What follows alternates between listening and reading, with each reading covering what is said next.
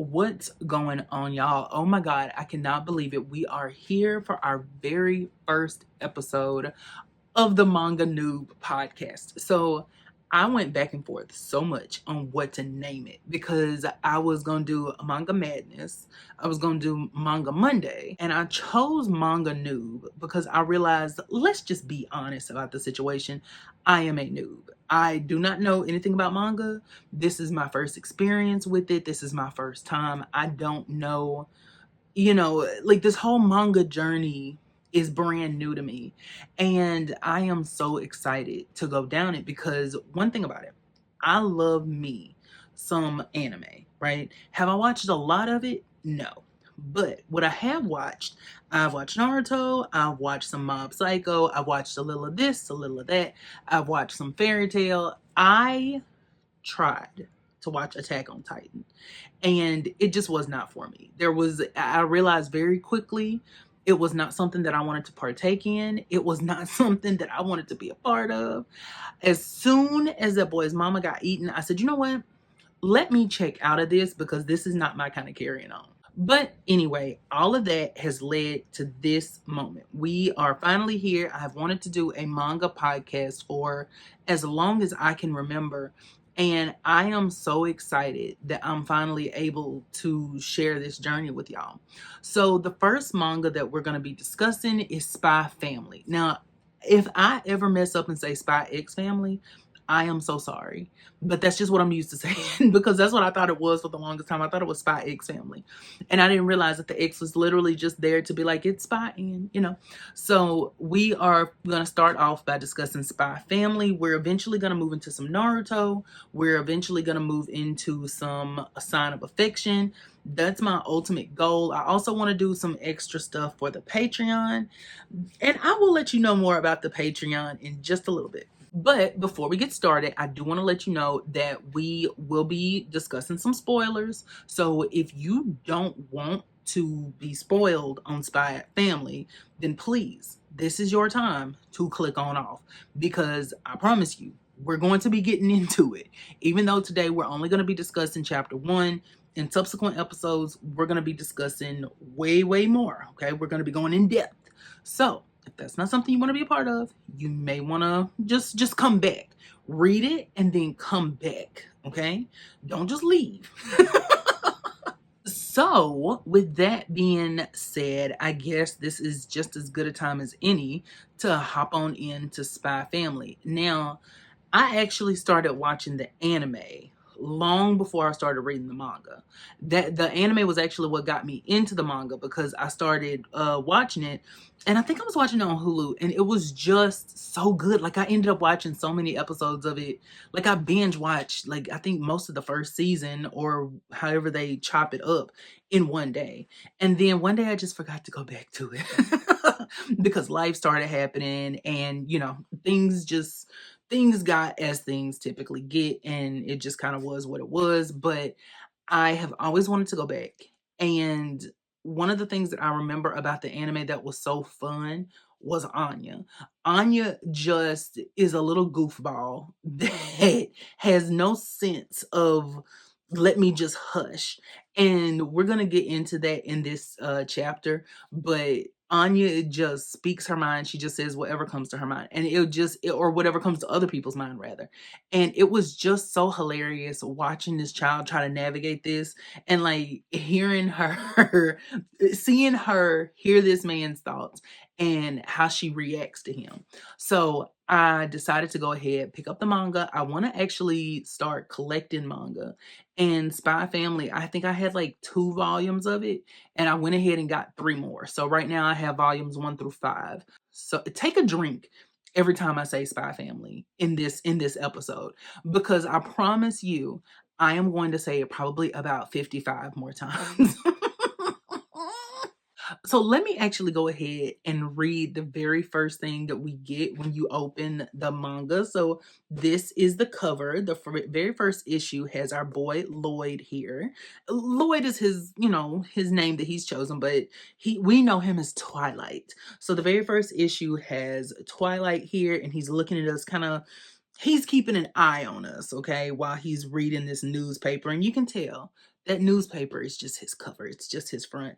I like this because it's so clean. And I think that represents a lot about what the actual story is. It's just very simple.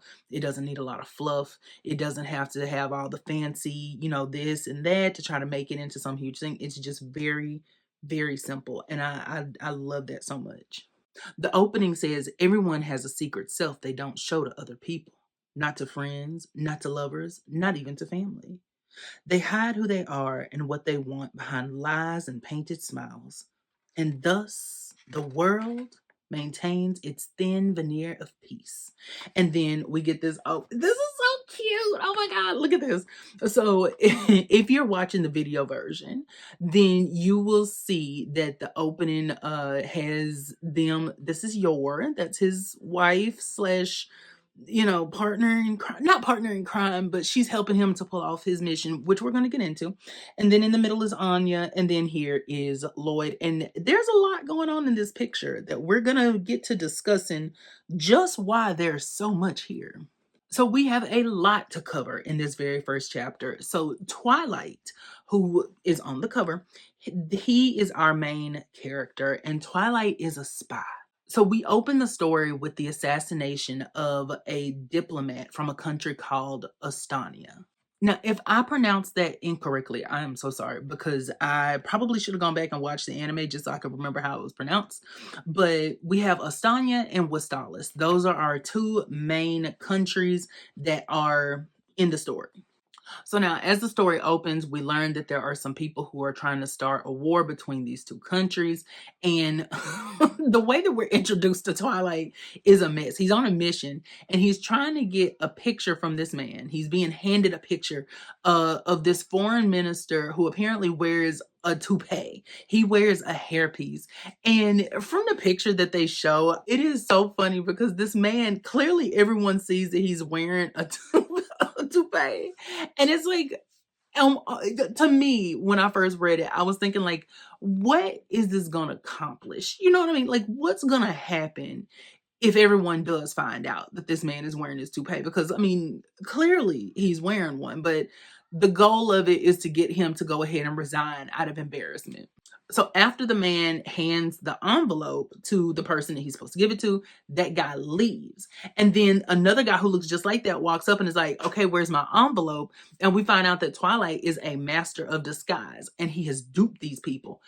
I thought that was a really good introduction to his character because not only does it let us know where his prowess lies, but he's also very smart. Like, he's not gonna just go into a situation and be like, yeah, no, I'm just gonna show you my face and then hope that you think it's me. No, he is a master of disguise. He's smart. He knows how to get in, get what he wants, and then go.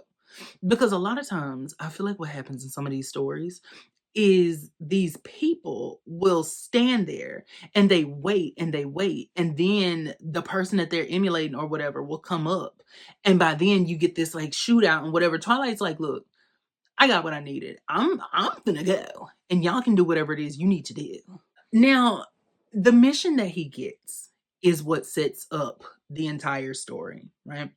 So he pulls a little okey doke with this guy and they switch newspapers. Very cool. He's on a train, he's reading the newspaper, and he learns that his mission is to get to this one guy, but in order to do that, he has to go through his son. So that means he's going to have to put a child in school. So he learns that he's going to have to get a child. He is going to have to get a wife and child, and then get that child accepted into this into this hoity-toity school.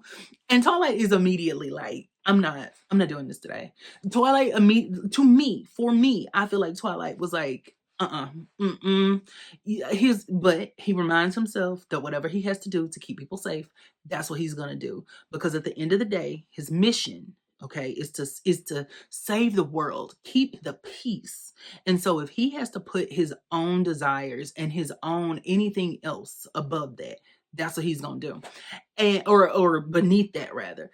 And I just thought that was a good introduction as well to who he is as a person. Like, we got a chance to see his prowess by him, being a master of disguise. But now we're getting some insight into who he is, that he's willing to be like, I don't want to be around a child. I would rather do these missions by myself, but I'm going to put my trust in somebody else because I have to. Because essentially that's what he has to do. And he realizes, and he says several times, that everything that he's trying to do is literally going to hinge on these other people that are involved. It's going to hinge on him being able to find a wife. It's going to hinge on him being able to find a child that's going to be smart enough to get into this school.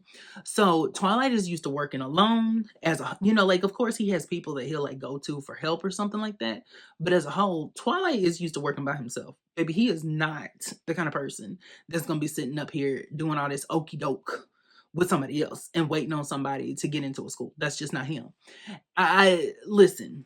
Now, the man's name that he's going after is Donovan Desmond.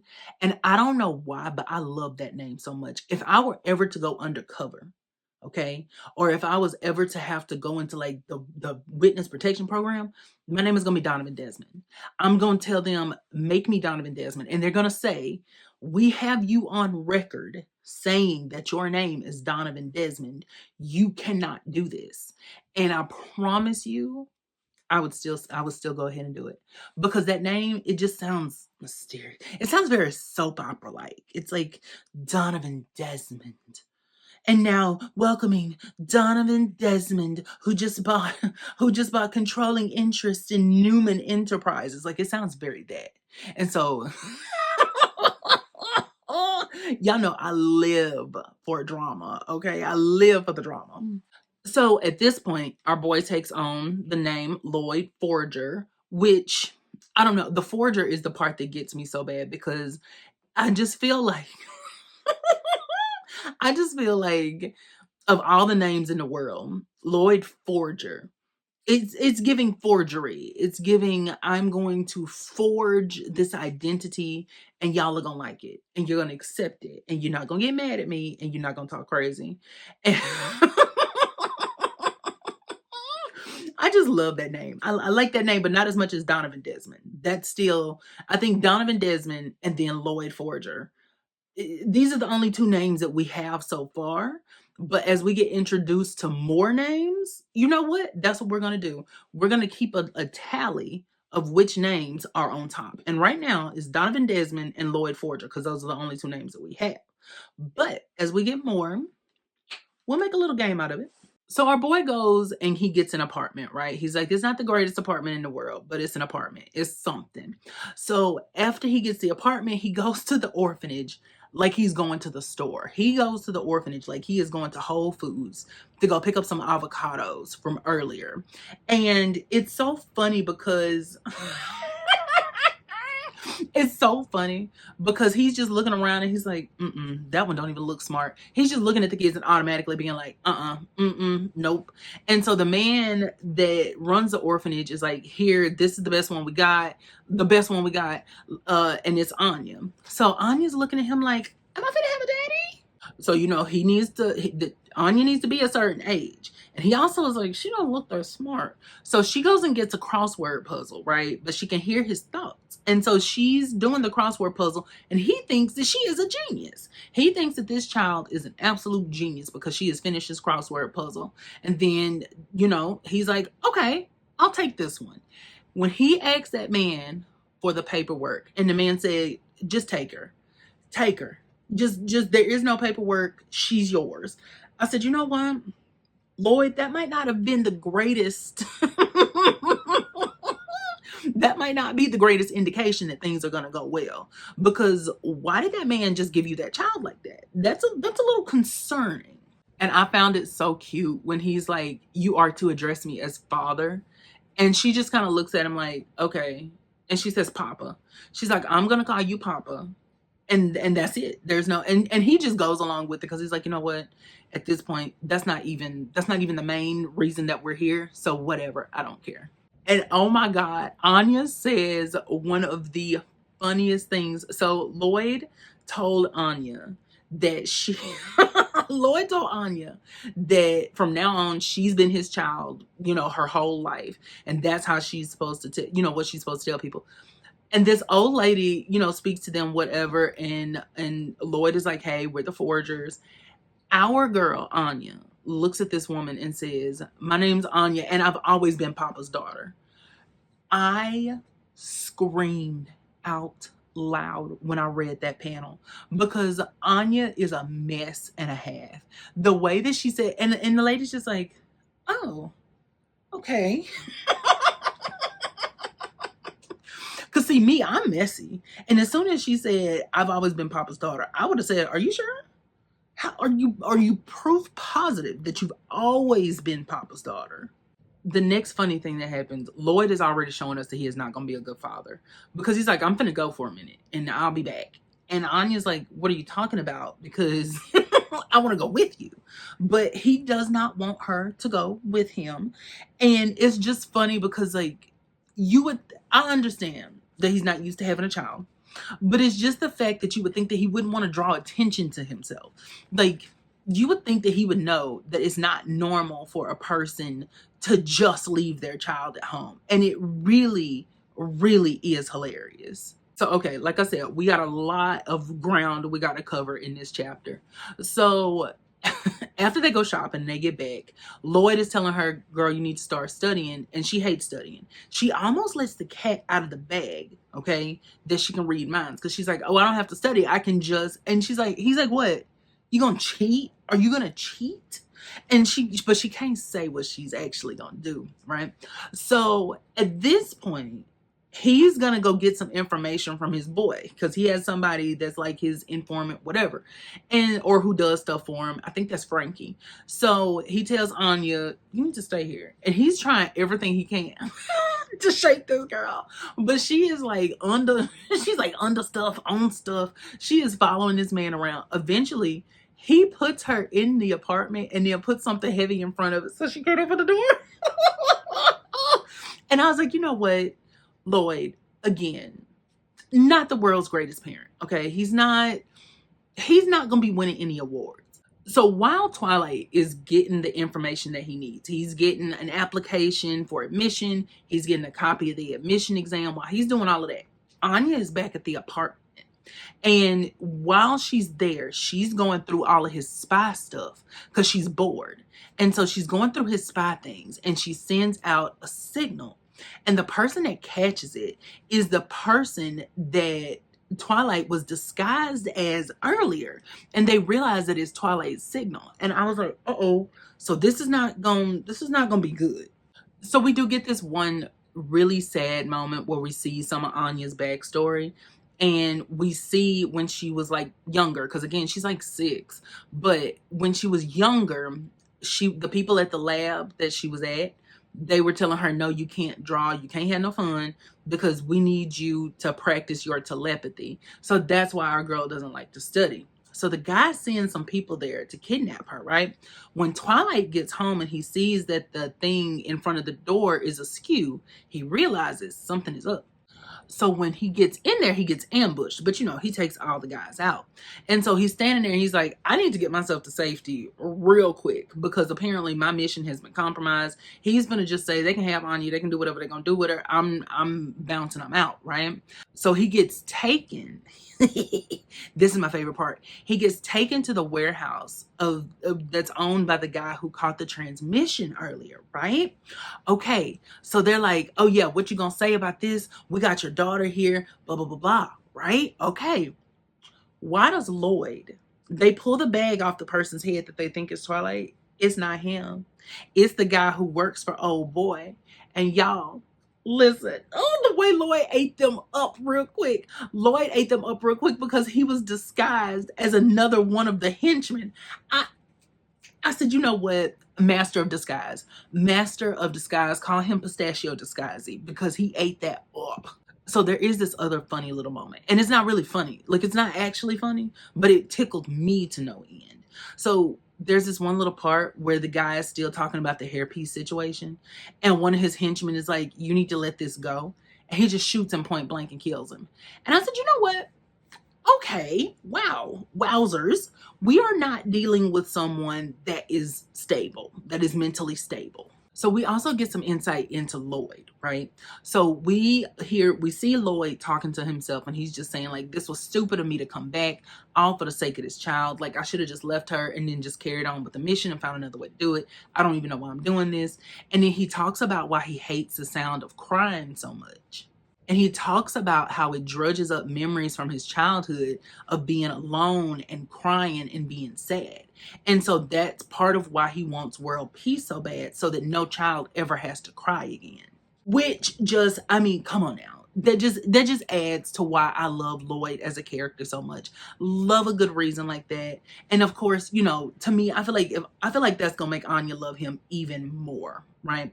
So he gives her a note, and basically it's to give to the police so that they can take her, into their custody, and he won't have to deal with this anymore. He can just do like a reset. But Anya's like, girl, anyway, I'm not doing that. So, like I said, so Loid causes a distraction, right? He causes this big hoopla. And from there, he takes out all the guy's henchmen, and then he gets him, and he's like, you're going to leave me alone, or I'm going to go after your daughter. Now, completely forgot to say this. Earlier, we saw that Loid was with this woman who was talking about her daddy, and his hairpiece pictures had been taken. So I think that was old boy. I believe it was old boy. The only reason I say I believe is because at first I thought that it was the prime minister or whatever he is that had the hairpiece, but I think it was actually the guy who was supposed to get the pictures or whatnot. And so he tells him, I know every single inch of your daughter, because Loid had been undercover and had been dating this woman for so long that she was under the impression that they could get married, like at some point that they were going to. And I said, Loid, you were really playing with that lady like that. Oh my God. So the fact that Loid is that dedicated to where he would do something like that, he listened, and he ate that man up. He told him, look, if you come after me again, I'm going to go after your daughter. And if I get after her, you're going to be looking real stupid. And you know what that man did? He backed down. He sure did. He backed right on down. He said, He said, I'm not going to risk it. That's my sweet, precious angel baby. And now, what's so funny after this is that Anya's waiting outside for Loid. And when he sees her, he says, oh yeah, I just came to the supermarket, but it was closed. And what's so funny about Anya is every time that Loid lies, she'll be like, Papa's a liar. So they go home, but he tells her, we're going to have to move somewhere else. We're going to have to get a new house. And she's like, okay, cool. So then Anya goes to take the entrance exam, right? And she's using her powers. She's getting the information from the other kids and whatnot. And drum roll, please, our baby passes the test. I said, you know what? That's my girl. Our girl passes the test, and he gets so excited that he picks her up and then he faints because he realizes that he has let go of all the tension in his body in that moment because he was so relaxed. And he was like, I don't ever relax like this. This is not something that I do. So we end the chapter with him on the couch asleep, and then Anya is laying down next to him, and they get a letter in the mail. Now, the letter says that the next step in the admissions process is an interview with the entire family, so both parents and the child. And they're like, oh, shoot. And Anya's like, but there is no mommy, so how is this finna work? And with that, we conclude our very first chapter of SpyXFamily. So what I really am enjoying about this so far is the fact that they all have a perspective. Anya is trying to keep this family that is kind of coming together in pieces for her. He may not be the greatest, but he has adopted her. That is her father now. And then Loid is just trying to make sure that he keeps the world a better place. But you can also tell he's starting to get kind of a soft spot for Anya. And I'm loving watching those things happen over the course of even just this first chapter. Like, you already have him questioning himself and saying, why am I doing this? You already have him going like, this was so stupid. I'm not even meant to be a spy. I'm not even a good spy, because what am I doing? And I think that that's one of my favorite things about Loid in this one, is that we get that good introduction into who his character is, not just through his backstory, but through his actions. Like, he makes the right choice when it comes down to it. He may question himself and say it was stupid, but he does know what the right choice is, and he's gonna make it. He's gonna do what comes to him versus just trying to force himself to stay in the box. And I think that that's gonna help him down the road. And what I love, okay, okay, this makes me sad for Anya, right? That she has this telepathy and she knows that all this is temporary. That's what I think going through this chapter, it kind of hit me a couple of times. Anya knows that once his mission is done, he has no intention of keeping her. She knows that. And so the pressure on her to try to make him want to keep her is like, I couldn't even imagine. I couldn't imagine that as an adult, let alone as a child. I could not imagine trying to make this person literally want to keep me. So watching her go through this journey, and then she has to go through it by herself. That's the thing, is at the same time that he's doing all of this labor and things like that, she's hearing him think about how she's just in the way, and how, he wishes that she wasn't, not necessarily that she wasn't here, but wishes that he didn't have to deal with this whole situation. And it's just, oh God, it got all over me. I don't know. It just, like, that's one of my favorite things about her. And one of my favorite things that Anya does whenever she's reading his mind, and I talked a little bit about it earlier, is she will say he's a liar. And it's almost like it amuses her. She'll be like, he's a liar. Because it's like, she knows he's a spy, so she should know that he's gonna have to lie. But the fact that every single time he does it, she'll be like, this man is really sitting here lying to me right now. This man is lying to these people. This man is a liar. It just is so funny because that you get that juxtaposed to her trying to make him keep her. And her trying to do everything that she possibly can to keep him happy. And it just, I don't know, it tickles me. So, definitely some major themes of this chapter thus far have been the notion of keeping the peace and doing what you have to do to keep the peace. I think another theme that's there is Loid trusting Anya, because he had no real idea whether she would pass that test or not. And I think that we're starting to see the building blocks of him trusting her and trusting this process, and starting to kind of let himself into it. Like the fact that he let go to the point that he fell over and had to go to sleep because his body was so tired because it had been on high alert. I think that means that he trusted for the first time in his life. And I am so ready to see kind of those walls break down, see how they crumble down, and just see him understand how to reconcile his dream of keeping peace with the fact that he can have a family. He's just going to have to figure it out. So before we close out our discussion of this chapter, I do want to kind of look forward, and I want to talk about how he now has to find a wife. And so that's going to make it even harder for him, because now, before he just had to trust Anya, right? Like he just had to put his trust in Anya that she could perform these tasks and pass this test. But now he's going to have to find a woman who can come in and be the mother that Anya needs, but then also he kind of doesn't care if she's the mother that Anya needs, as long as as long as she can help them pass the interview. Like that's Loid's ultimate goal. So it's going to be very interesting to see how, his wife comes into the picture, how they meet, how they end up becoming married, because they are going to have to get married. It's just going to be very interesting. MVP this episode is absolutely 100% Anya. Anya's name, okay. Let's see. There's Donovan Desmond. I don't know whether to put Loid or Anya second. I don't know. Loid Forger, Anya Forger. I don't know. I'm going to put them equal. I'm going to put them equal for right now. But eventually, somebody's going to have to take the lead. And I feel like I know who it is, but I'm going to keep that to myself for right now, because those names are on equal footing for me. I don't know.